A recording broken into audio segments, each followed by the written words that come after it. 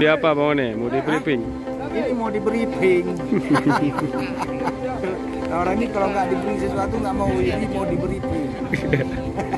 Diberi berarti ya? Di briefing.